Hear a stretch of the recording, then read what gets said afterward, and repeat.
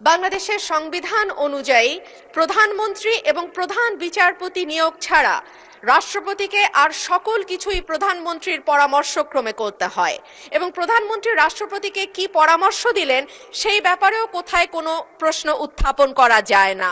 সে কারণেই দীর্ঘদিন ধরে রাষ্ট্রপতি এবং প্রধানমন্ত্রীর ক্ষমতার ভারসাম্য আনবার ব্যাপারে বারবার আলোচনা হয়েছে। সরকারি দল, বিরোধী দল, ২৪-এর অভ্যুত্থানের আগে পরে সকল সময় বলা হয়েছে যে রাষ্ট্রপতি এবং প্রধানমন্ত্রীর ক্ষমতার ভারসাম্য আনা হোক। বিএনপি তার ভিশন 2030 এবং 31 দফাতেও এই ব্যাপারে সুনির্দিষ্ট প্রস্তাব রেখেছে।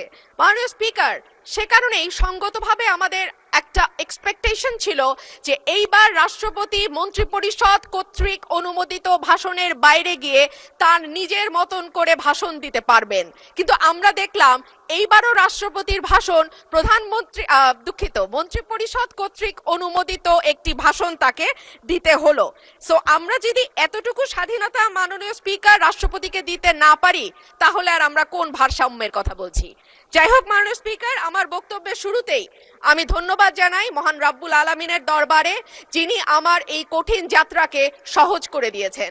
আমি তারপরে ধন্যবাদ জানাই আমার অসংখ্য নেতাকর্মী যারা নানানভাবে বঞ্চিত হয়ে ভয় ভীতির মধ্যে দিয়ে আমার নির্বাচন করে